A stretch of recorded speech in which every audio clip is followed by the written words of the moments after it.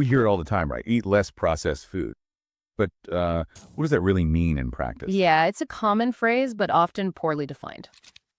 And how did this other term, ultra-processed, become this sort of quiet villain in our kitchens? It feels like it's subtly reshaping our plates and maybe our health, too. It really does. So today, we're taking a deep dive into something that's, well, much more pervasive than many of us probably realize. Ultra-processed foods, or UPFs. It's definitely a critical topic, and one that the American College of Cardiology's Cardiology magazine tackles head on. They have this article, Prioritizing Health Ultra-Processed Foods, the Enemy in the Food System. Strong title. It is, and what's really clear from their research is that, poor dietary habits aren't just some minor factor, they're actually a central determinant of our cardiovascular health. Well, central. Yeah, and UPF seem to be right at the heart of that challenge. Okay.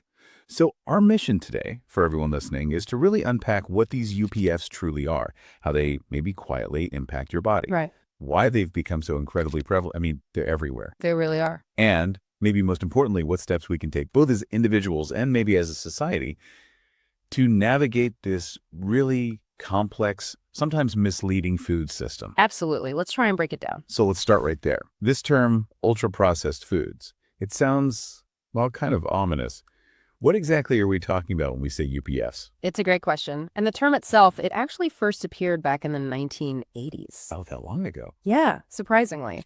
It describes these highly engineered foods. They're typically very calorically dense, but pretty nutrient poor. Think convenience foods, snacks. It's easy stuff. Exactly. Their original purpose was quite clear, actually. They were developed to enhance palatability, make them taste really good, plus durability. So long shelf life and affordability. Cheaper and last longer. Makes sense from a business perspective. Totally. And they're usually made with substances extracted from whole foods, things like starches or dextrins, highly refined carbs stripped of fiber and nutrients, or even stuff synthesized in laboratories. Synthesized, like what? Flavor enhancers, artificial colors, preservatives, things like that. The key takeaway is they're incredibly high in energy, calories, but offer very little real nutritional value. Okay, so give us some concrete examples. What are we seeing on the shelves? Well, think about ready-to-eat breakfast cereals, those prepackaged meals and snacks you just pop in the microwave. Processed meats like hot dogs or deli slices. Most fried foods you get out. Sweetened drinks, sodas, juices, and a huge, huge array of desserts. Cookies, cakes, pastries. Wow. So many of those have become like daily staples for a lot of people. You've absolutely captured it. And what's truly, astonishing here is the scale. UPFs now make up something like 50% of caloric intake in high-income countries. 50%. Half. Yeah. Half of what people are eating, on average, yes. It's why this topic has just exploded in terms of global health interest. These aren't just occasional treats anymore for many. They were literally the foundation of their diet. That is a staggering figure. Okay, so if these foods are all about convenience and cost, here's the critical question, right? What actually happens once these foods get inside our bodies? Then Are quite concerning because UPFs are classically high in fat, sugar, salt, and preservatives. usual suspects. Pretty much. They've been consistently associated with higher rates of serious conditions, things like hypertension, cancer, type 2 diabetes, metabolic syndrome, and even all-cause mortality dying from any cause. Wow, so real measurable impacts. Definitely. For instance, these big studies called meta-analyses, they combine data from lots of different studies to get a stronger picture. Right. They've specifically shown that the highest level of UPF intake, we're talking maybe 43% to almost 50% of daily calories from these foods. Which is what you just said is happening in some places. Exactly. That level of intake is associated with a 17% higher risk of cardiovascular disease overall, and even a 23% higher risk of coronary heart disease compared to people eating the least amount of UPFs. That's significant. It is. And we also see increased risk of stroke and cognitive impairment. And here's a crucial detail that came out of the research. The effect on stroke risk seems to be even greater among Black individuals compared to white individuals. That points to deeper issues too. So beyond just the stuff these foods lack, the nutrients, I'm curious, what's happening on a deeper level inside our bodies, our brains even? Is it more insidious than just empty calories? That's a really crucial distinction to make. What's fascinating and maybe a bit scary is that UPF consumption can actively trigger these dopaminergic reward pathways in the brain. Dopamine, the pleasure chemical. Exactly. The pleasure centers light up, making you feel good, making you want more. But at the same time, these foods often reduce satiety. That's the natural feeling of fullness. So a double whammy. Makes you want more, but doesn't tell you when you're full. Precisely. So that combination drives you to overeat. Your brain's reward system is going off, but your body isn't getting the signal to starve.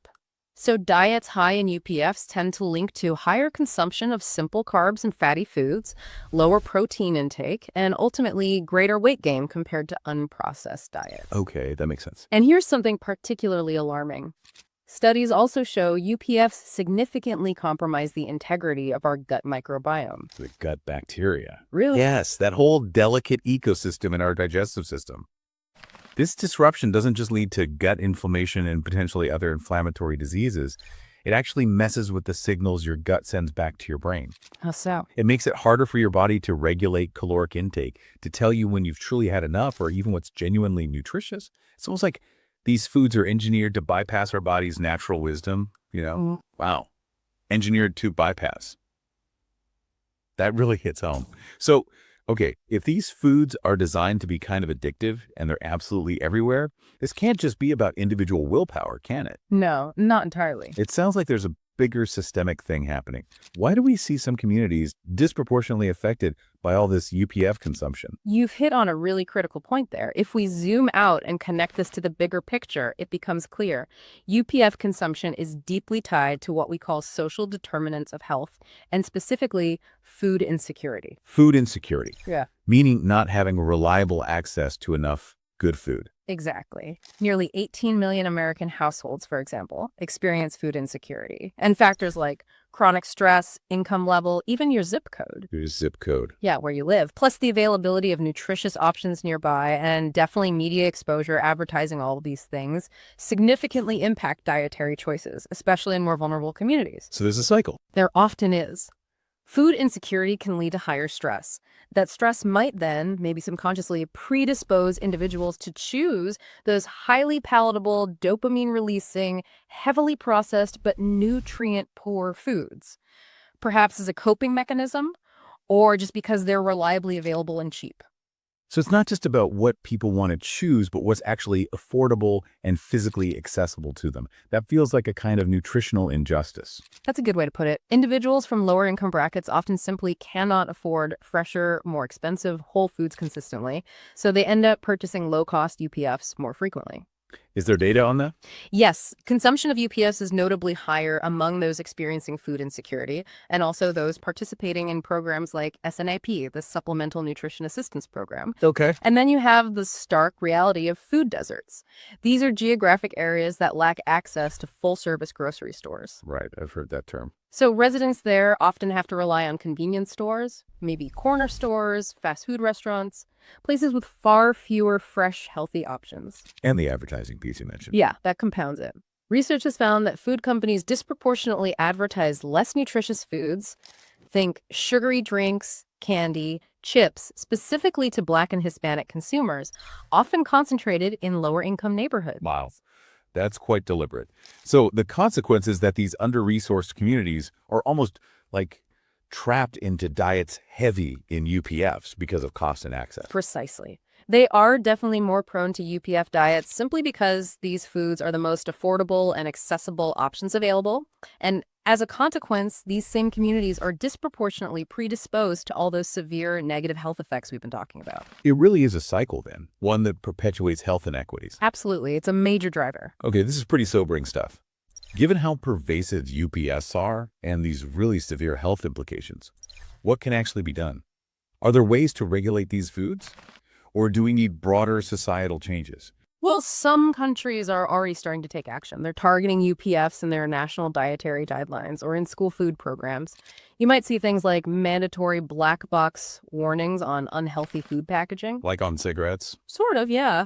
Or even higher taxes on them to try and discourage consumption. But what about here in the U.S.? It's more challenging here, partly because it's difficult to get agreement on standardizing the definition of what exactly counts as an unhealthy food for regulatory purposes. Right. There's this system called the NOVA classification. It categorizes foods into 4 groups: unprocessed, minimally processed, processed, or ultra-processed.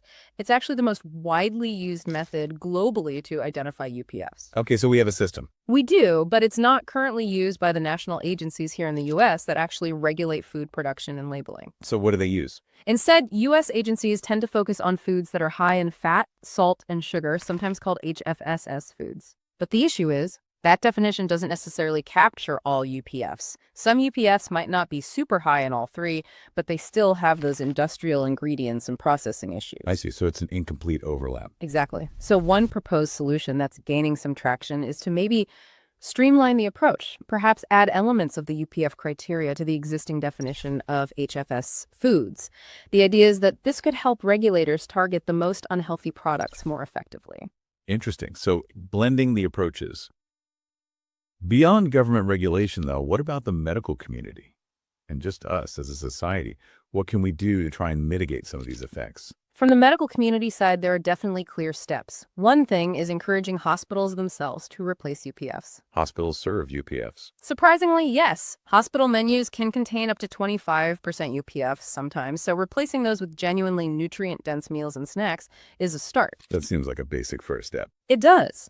Also, clinicians and medical organizations need to support standardized, maybe nutritionist-led education sessions to teach patients and their families how to prepare healthier meals, yes, but also how to access healthier, affordable alternatives right there in their own communities. Empowering people with knowledge and resources. Exactly.